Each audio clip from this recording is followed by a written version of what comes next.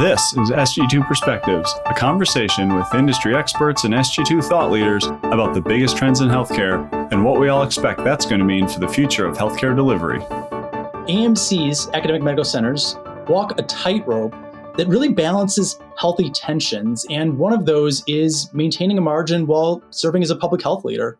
Hello and welcome to Sg2 Perspectives. I'm your host, Kelly Richard, and today we'll be talking about the latest in healthcare partnerships.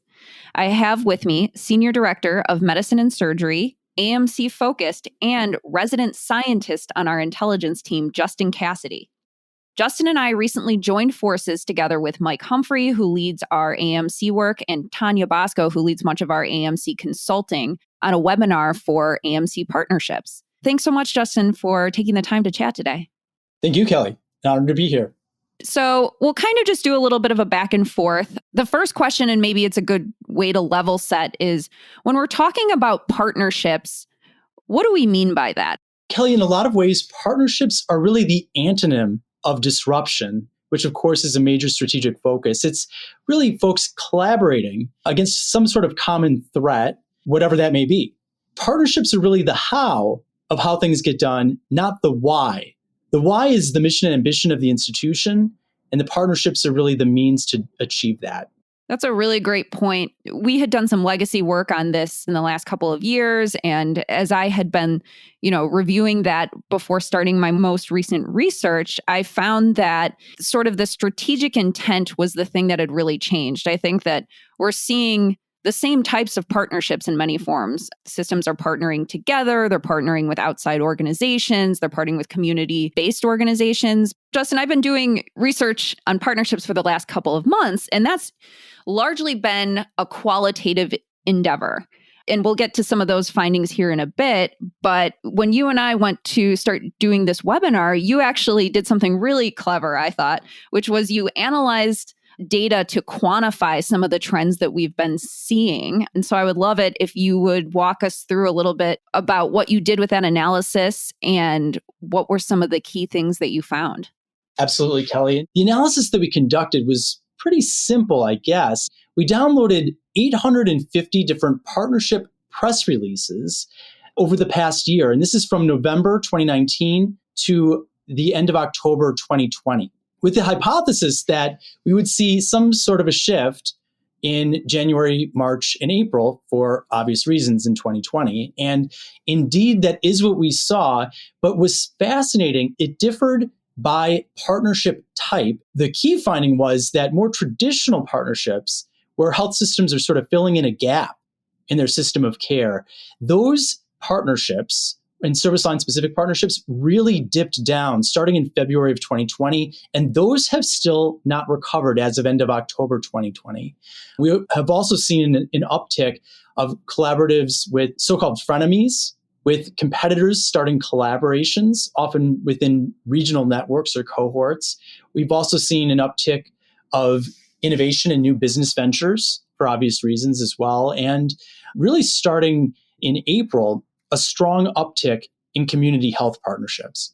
Couple of things there. First, I really love that it's press releases because it does kind of get us to the why behind these partnerships. Sure, it's an indicator. They haven't really carried them through. We don't really know how successful they're going to be, but it does kind of tell us what organizations are aiming for, what's most important to them. The other thing that I think is really interesting in sort of thinking this through is obviously we're thinking about COVID-19 because are we ever not talking about it or thinking about it? I know.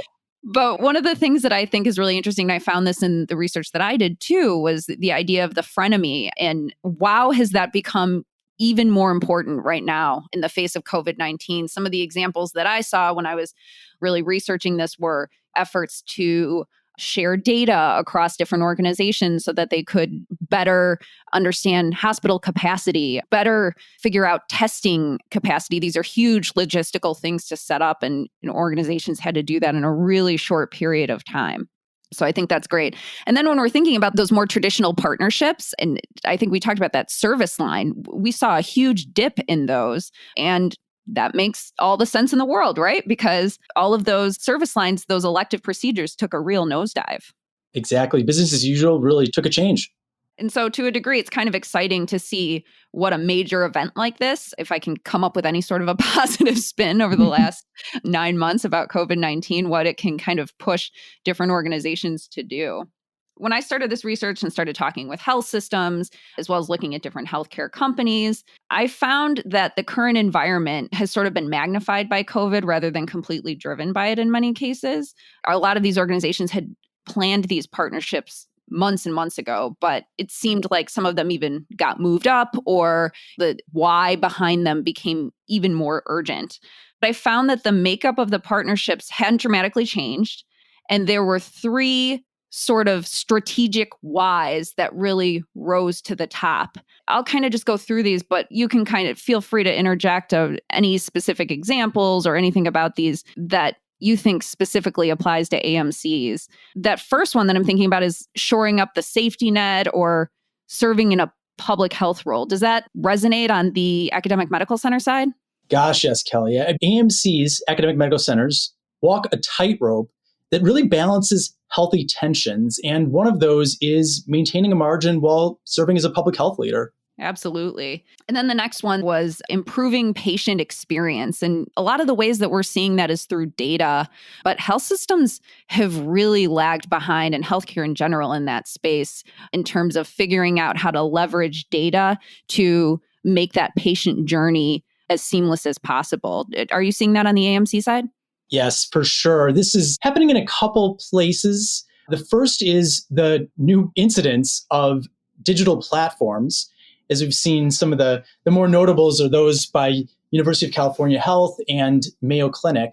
But everyone's sort of getting in on the game of playing with data to really personalize the patient experience and target it.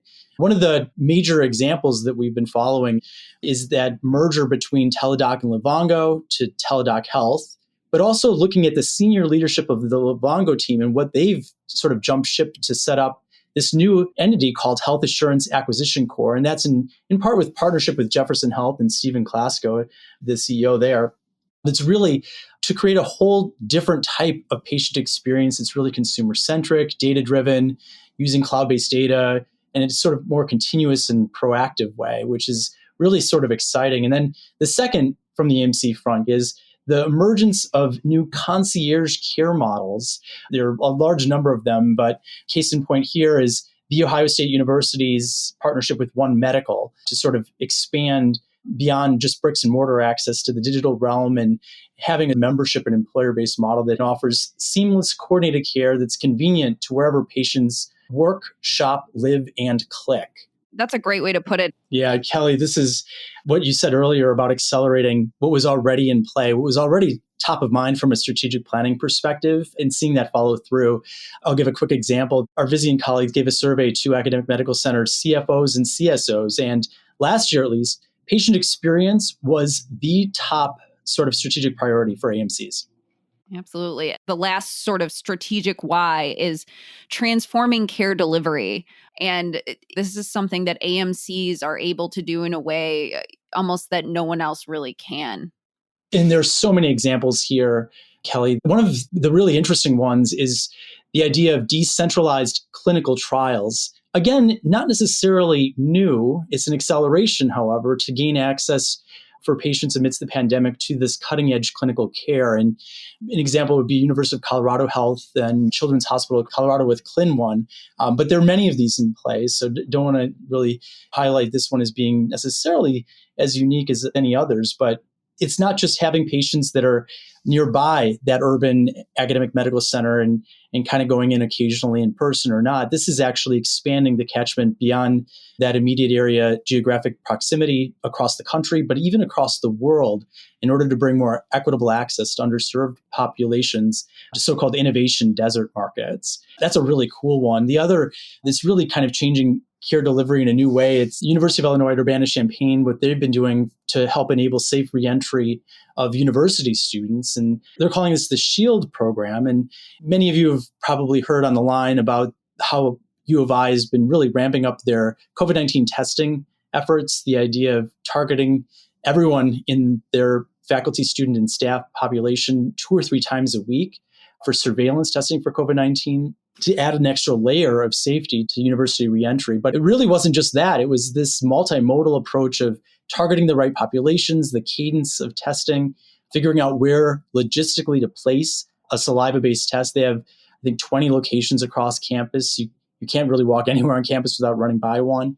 And then, of course, an app that facilitates contact tracing that also fed in such that if you did test positive, you would be contacted within 30 minutes and then quarantined. And then this app also allows access to university buildings. It's a sort of a key card that if you don't test, you'll get denied entry. So there's kind of this multimodal approach was really essential there. But the number of different folks that partnered to pull it off is terrific.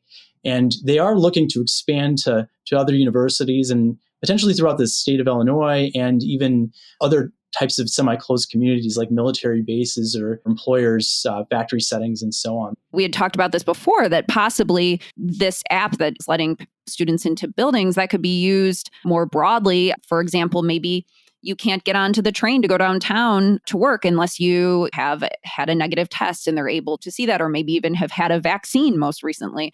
I'm sure that there's all sorts of regulatory issues that could potentially creep up here, but the university setting is a really interesting microcosm for better understanding how we can open up economically after such a blunt shutdowns from the pandemic. Just think about what the NBA has already done and what the NFL is doing right now in terms of testing, and offering this as a sort of alternative revenue stream is something that is top of mind for some, but maybe this is actually is a community health partnership. The one other example that I thought was really interesting that I'd love to talk a little bit about is really the role of the AMC in public health. And we had a couple examples of organizations that were leveraging social media to get information out there. Tell us a little bit about that, because I think increasingly social media is where a lot of people get their information. Yeah, Kelly, that's incredibly insightful. And here we're calling this misinformation combat. That is, the front lines of that battle would be social media. That's where a lot of these conspiracy theories are sort of spawned and perpetuated. And so kind of attacking that at the source is really important. And we have so many examples across the country of AMCs. And one of our favorites is Dr. Bob Walkner at UCF has taken to Twitter, tweets regularly, has well over 150,000 followers. They also post their Department of Internal Medicine grand rounds to YouTube every week. And this gets a tremendous number of views across the world, over 70,000 views every week for these grand rounds. And I kind of have to admit, I'm one of them. I think this is a great source of really vetted information that changes as the research does. And that's pretty tricky for many to get a grip on, but science is an iterative process and we're always kind of learning more, and that we'll never have complete knowledge. Building upon what is known to make better decisions is very important. And I think a good example of that is just testing cadence. When, after exposure, should you get tested? And they had a really well done show a couple months ago where they showed it was about that 5-day window is where there was a lot of value to getting tested. But if you got tested within the 1 to 3 days, the virus hadn't really accumulated to a load that it would even be detected. So it really had a low value during that time. But things like this, is they're continuing to learn more in the research department in real time, sort of disseminating that knowledge, not only to your internal hospital community, but the wider city that you're located in, and potentially even sort of international, to help drive policy decision and safe reentry of society. Fantastic. And there is that aspect where you're incorporating science in real time and really transforming how care is delivered. It's transformative, Kelly. It's transformative in its transparency. And that's what people really like, is seeing the data directly and being very upfront in terms of hospital capacity and so on. That sort of builds bridges within the community to build trust. Certainly. So, Justin, just to wrap us up here, if there were a few key takeaways for academic medical centers about how to get started and sort of the best way to evaluate your partnerships and about evaluating your strategic intent behind them, how would you sum that up? Well, really align with the 3 arms of AMCs, of course, education, research, and clinical enterprise.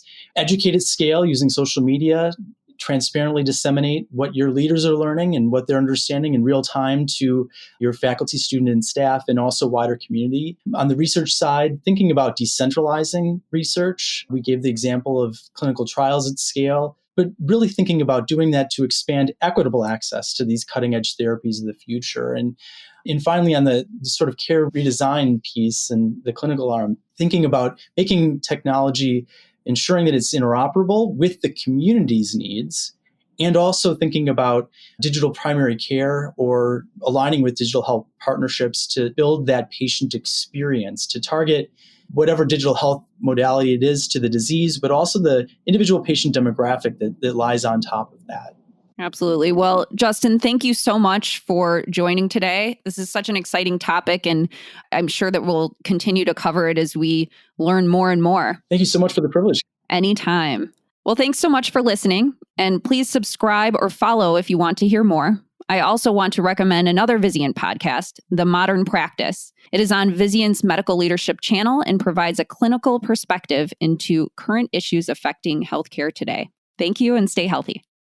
This has been another great episode of Sg2 Perspectives, where industry experts and Sg2 thought leaders explore the drivers of tomorrow's healthcare strategies to inform today's decision makers. Contact us anytime by sending an email to sg2perspectives@sg2.com. We'd love to hear from you. Sg2 revolutionized healthcare demand forecasting with the Impact of Change forecast, and today, we're the industry's premier strategy advisory firm. To learn more, visit sg2.com. Thanks so much for listening, and we'll see you again soon.